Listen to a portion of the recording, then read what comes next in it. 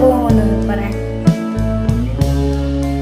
இங்கே இருக்கிறத நான் இந்த பக்கம் கொண்டு வந்து போகிறேன்.